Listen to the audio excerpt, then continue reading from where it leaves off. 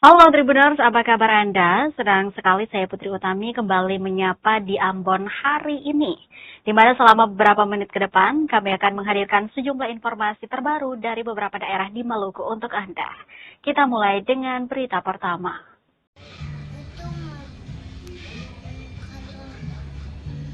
Jalan Gajah Atas di kawasan Benteng Atas, Bentas, Kelurahan Benteng, Kecamatan Nusaniwe, Kota Ambon, Maluku, mengalami kerusakan parah dan dikeluhkan warga.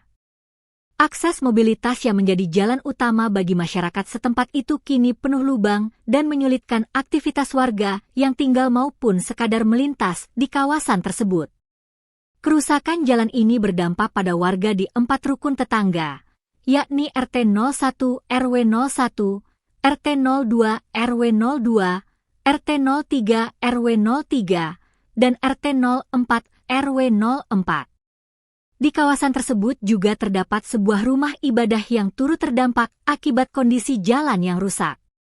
Pantauan tribunambon.com, Selasa, 20 Januari 2026, jalan sepanjang sekitar 160 meter itu dipenuhi lubang berdiameter sekitar 5-10 cm yang tersebar hampir di seluruh badan jalan.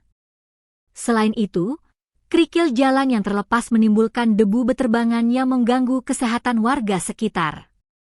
Mirisnya, kondisi tersebut telah dirasakan masyarakat selama bertahun-tahun. Sejak pertama kali dibangun hingga kini rusak parah, jalan tersebut belum juga mendapat penanganan dari pemerintah. Kondisi semakin diperparah dengan minimnya penerangan jalan. Warga hanya mengandalkan cahaya lampu dari rumah-rumah di sekitar jalan. Salah seorang warga, John Sapteno, menduga kerusakan terjadi karena material jalan yang sudah lama serta kualitas pekerjaan yang tidak sesuai standar. Ia juga mengungkapkan bahwa warga yang melintas harus ekstra berhati-hati karena kondisi jalan berlubang dan berada di tanjakan. John berharap pemerintah segera melakukan perbaikan agar tidak terus menimbulkan keresahan di tengah masyarakat. Keluhan serupa juga disampaikan seorang sopir angkot jurusan Bentas, Amerikus Londar, 45. Ia mengaku kondisi jalan rusak kerap merusak kendaraannya. Warga berharap pemerintah Kota Ambon segera turun tangan memperbaiki jalan Gajah Atas agar aktivitas masyarakat kembali lancar dan aman.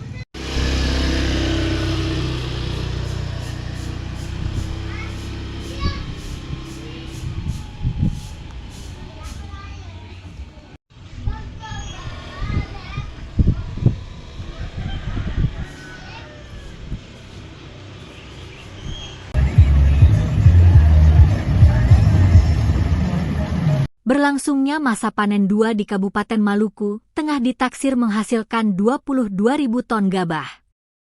Masa panen berlangsung sejak akhir Desember 2025 dan diperkirakan bakal selesai di awal Februari 2026.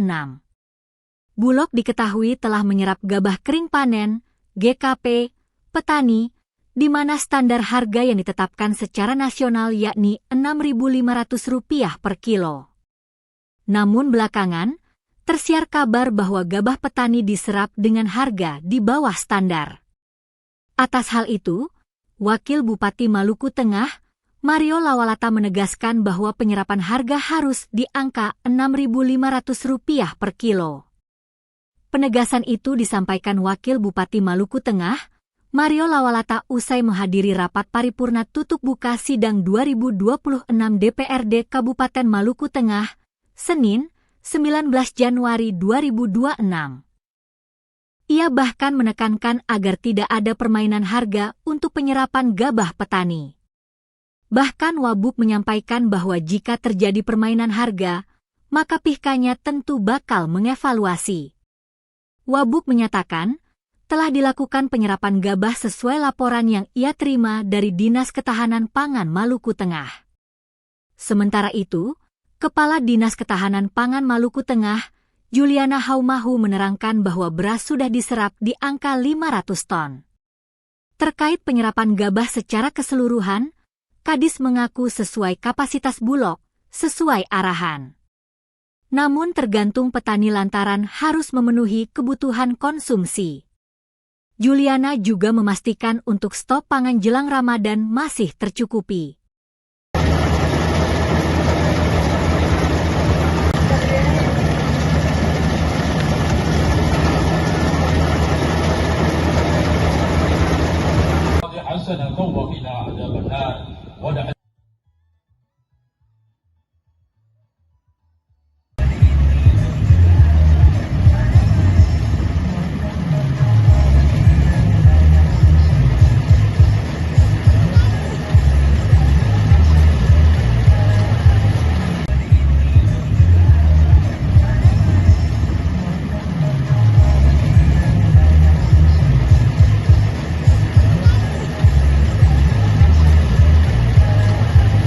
Iya, memang kemarin sudah serap ya.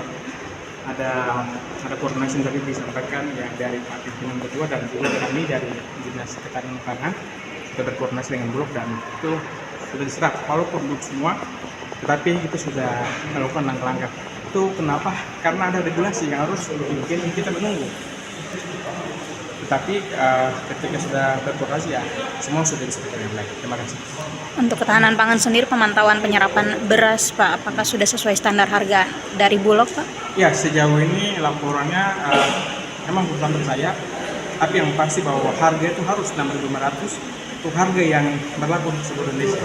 Jadi tidak boleh ada yang main-main gitu. Karena kalau ada yang main-main itu sebagai perhatian kita untuk kita melakukan evaluasi.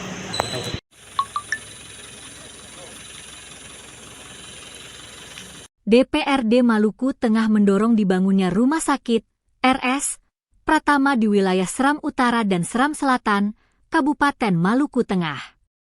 Dorongan itu disampaikan Ketua Komisi 4 DPRD Maluku Tengah, Musriadin Labahawa saat diwawancarai, Rabu, 21 Januari 2025. Tentu, atensi wakil rakyat itu bukan tanpa sebab, pasalnya masyarakat dari dua wilayah tersebut mesti menempuh jarak yang cukup jauh untuk sampai ke Rumah Sakit Umum Daerah, RSUD, Masohi.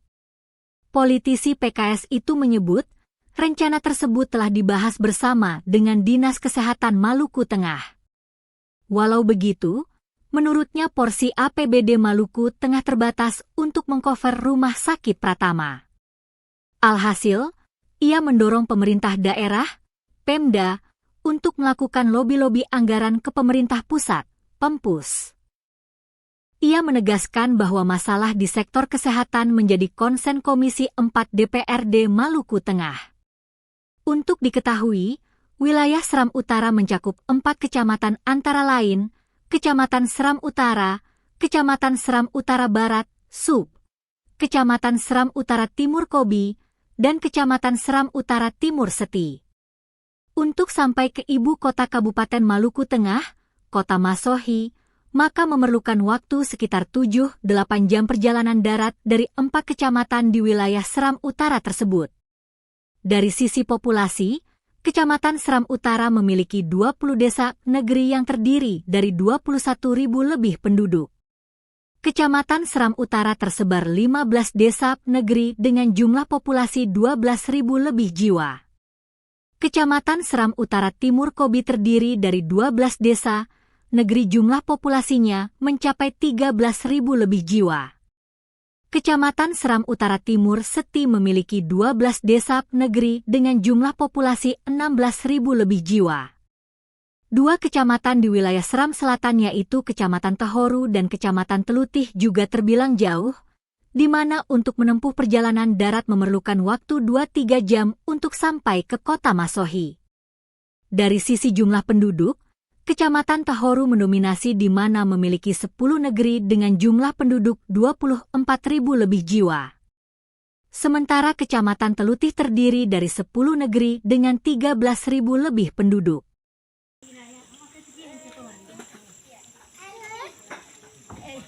Semangat Mama. Semangat.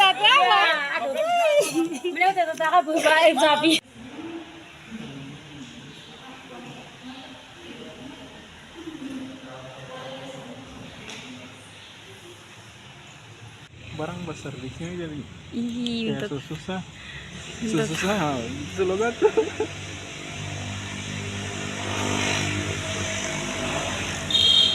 Gedung rakyat yang perlu jadi pokoknya. gedung dewan yang terhormat.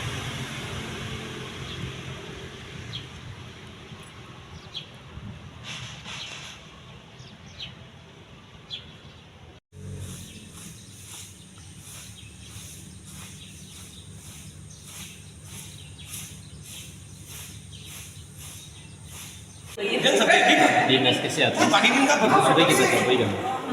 Kita sampaikan waktu rapat-rapat dengan Dinas Kesehatan untuk di wilayah utara dan selatan itu sudah layak ya, harus ada rumah sakit pertama di sana karena memang tadi yang disampaikan itu kan kondisi yang kita lihat di lapangan dari saat masyarakat dari selatan maupun dari utara ingin berobat ke RSUD Masohi, kendalanya di jarak tempuh. Karena memang harus ada perhatian pemerintah daerah. Sekarang kalau kita berharap APBD agak minim, bagaimana keseriusan pemerintah daerah untuk bisa melobi anggaran itu ke pusat, biar dia masuk di program strategis Presiden. Saya kira itu yang menjadi konsen Komisi 4 untuk melihat hal dimaksud. Kenyal-kenyal sekali, tidak seperti biasa telur biasa. Penemuan telur tak lazim di Pulau Aye, Kecamatan Banda, Maluku Tengah telah ditindaklanjuti. Hal itu diungkapkan Camat Banda, Handayani Hasanusi saat dikonfirmasi Tribun Ambon, Selasa, 20 Januari 2026. Kata Hasanusi, kejadian tersebut telah dilaporkan ke pemerintah daerah, Pemda, Maluku Tengah yakni Bupati dan Sekda. Selain itu, Dinas Perkebunan dan Peternakan Maluku Tengah juga telah mengambil sampel dari telur yang beredar di masyarakat. Untuk hasil uji coba sampel, ia mengaku tergantung tinjauan dinas terkait. Sementara itu, Polsek Banda juga mengambil langkah antisipatif agar masyarakat melapor jika ditemukan telur dengan kondisi tak lazim. Pihaknya juga masih menunggu hasil penyelidikan oleh Dinas Peternakan dan Dinas Kesehatan. Di sisi lain, terkait penemuan telur tak lazim dari negeri Lontoir, Kecamatan Kepulauan Banda, Ibtu, Kasih mengaku pihaknya belum menerima laporan. Terpisah, Camat Kepulauan Banda, Rusdi Saiman menerangkan bahwa dari pihak pemerintah negeri Lontoir belum melaporkan penemuan telur tak lazim sebagaimana yang beredar viral di media sosial. Namun dirinya mengaku bakal mengecek langsung ke masyarakat yang bersangkutan. Putih ini dia jadi jelly. Jelly, ini sudah. Ini sudah Foto. dilontor sudah apa? Kasih berhenti dia berfoto.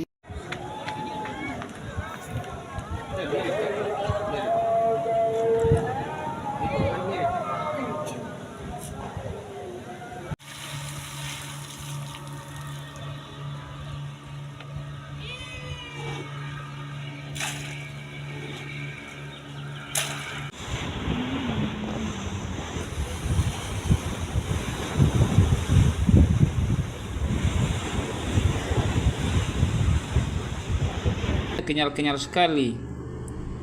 Tidak seperti biasa telur biasa. Ada beberapa butir.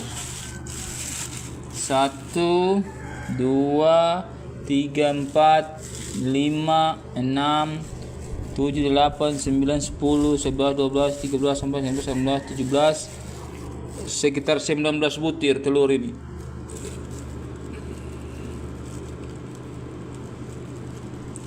Ini ada yang memang mencret sekali, bau tekstur kuningnya itu dia agak keras.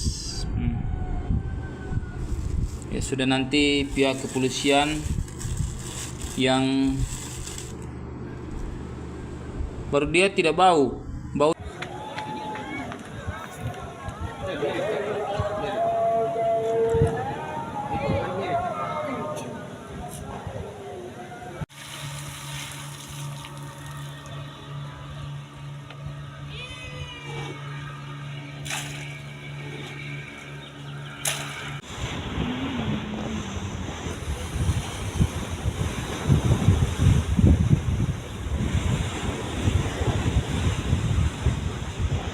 Polda Maluku, Bapak Irjen Pol Profesor Dr. Dadang Hartanto SH SIK. Kepala Kepolisian Daerah, Kapolda, Maluku, Irjen Pol Profesor Dr. Dadang Hartanto kunjungan kerja, Kunker, Perdana ke Kabupaten Buru, Selasa, 20 Januari 2026.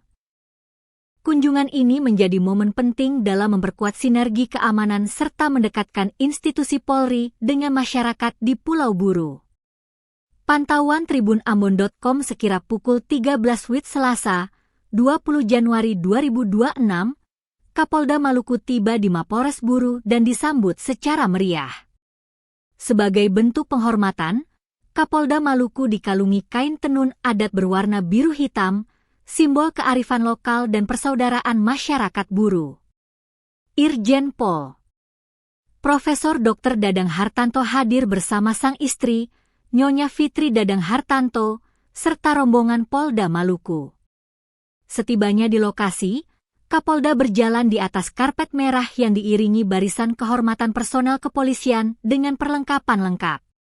Dalam kunjungan perdananya ini, Kapolda Maluku menegaskan bahwa keamanan dan kedamaian merupakan fondasi utama bagi kemajuan daerah, khususnya Kabupaten Buru yang memiliki potensi besar dari sisi sumber daya alam dan ekonomi.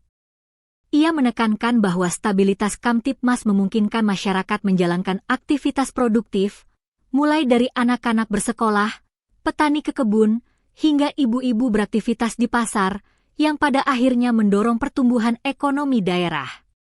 Selain agenda pengamanan, kunjungan Kapolda Maluku juga diisi dengan berbagai kegiatan sosial, di antaranya pembagian sembako kepada 500 penerima manfaat yang terdiri dari kaum duafa, warga tidak mampu, serta anak yatim dan yatim piatu. Bantuan tersebut juga disalurkan bukan hanya untuk Kecamatan Kota Namlea, tetapi seluruh polsek di Kabupaten Buru.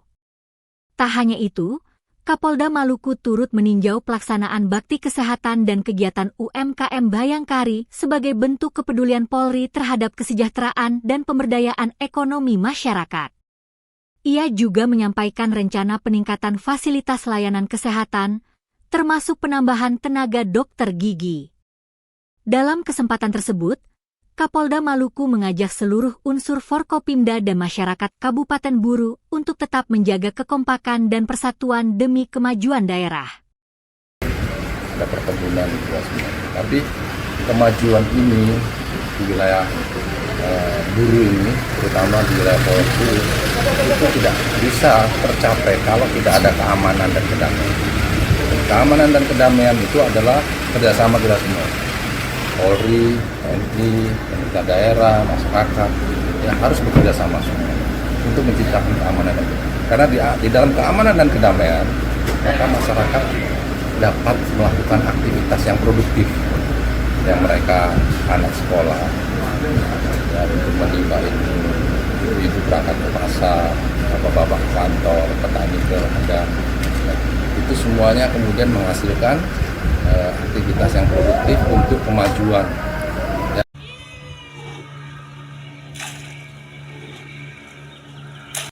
Fasilitas layanan kesehatan, termasuk penambahan tenaga dokter gigi. Dalam kesempatan tersebut, Kapolda Maluku mengajak seluruh unsur Forkopimda dan masyarakat Kabupaten Buru untuk tetap menjaga kekompakan dan persatuan demi kemajuan daerah. Ada perkebunan juga semua. Tapi kemajuan ini di wilayah Buru ini, terutama di level Buru, itu tidak bisa tercapai kalau tidak ada keamanan dan kedamaian. Keamanan dan kedamaian itu adalah kerjasama kita semua. Polri, TNI, pemerintah daerah, masyarakat yang harus bekerja sama semua untuk menciptakan keamanan dan kedamaian. Karena di dalam keamanan dan kedamaian, maka masyarakat dapat melakukan aktivitas yang produktif, yang mereka anak sekolah, dan untuk menimba ilmu, ibu berangkat ke pasar, bapak-bapak kantor, petani ke ladang. Itu semuanya kemudian menghasilkan aktivitas yang produktif untuk kemajuan ya, dan pertumbuhan tentu ekonomi. Kalau kita kompak hebat, wilayah Buru maju, itu adalah karya bersama.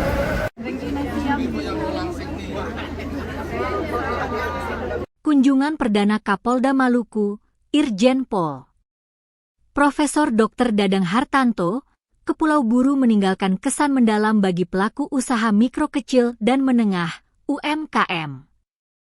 Di sela kunjungannya ke Polres Buru, Kapolda Maluku mentraktir seluruh pembeli yang berbelanja di stand UMKM Bayangkari hingga seluruh dagangan ludes terjual. Berdasarkan pantauan tribunambon.com, sekira pukul 14.20 WIB Selasa, 20 Januari 2026, antusiasme para ibu Bayangkari, persit dan pengunjung yang lain terlihat antusias tinggi saat Kapolda Maluku mendatangi stand UMKM Bayangkari. Para pengunjung pun langsung memborong berbagai produk yang dijajakan, mulai dari makanan hingga olahan khas lokal. Tak butuh waktu lama, seluruh dagangan habis terjual. Dalam waktu kurang dari 1 jam, penjualan UMKM Bayangkari di Polres Buru meraup omzet hingga 12 juta rupiah tanpa menyisakan satupun barang dagangan. Aksi spontan Kapolda Maluku itu terjadi saat dirinya melihat-lihat produk UMKM yang dipamerkan. Dengan senyum, Kapolda mempersilakan pendatang untuk mengambil barang dagangan tanpa perlu membayar. Kebijakan tersebut disambut gembira oleh pengunjung dan para pelaku UMKM. Adesizi, Ketua Urusan UMKM Bayangkari mengaku terharu dan bersyukur atas perhatian yang diberikan Kapolda Maluku terhadap pelaku usaha kecil. Ia menambahkan, hasil penjualan yang diperoleh mencapai sekitar 12 juta rupiah dan seluruhnya dibayar langsung oleh Kapolda Maluku. Aksi Kapolda Maluku ini dinilai sebagai bentuk nyata dukungan Polri terhadap pemberdayaan ekonomi masyarakat, khususnya UMKM lokal.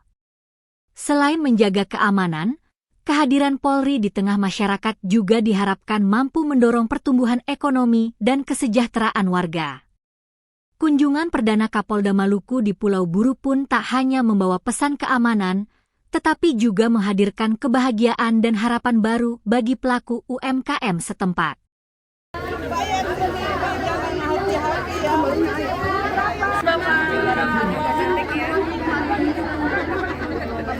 Dihitung ibunya, dihitung.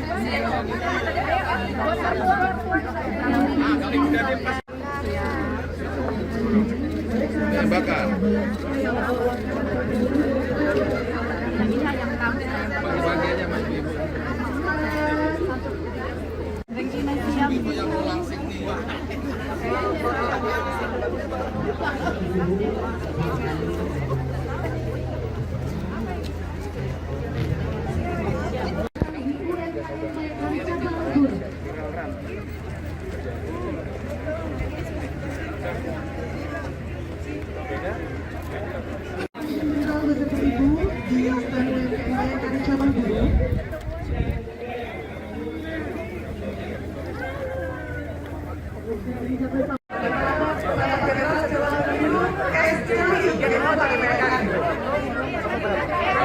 Sekali. anak saya punya rumah. Tribuners, informasi tadi sekaligus mengakhiri perjumpaan kita di Ambon hari ini. Saya Putri Utami mewakili seluruh kru yang bertugas mengucapkan terima kasih atas perhatian Anda.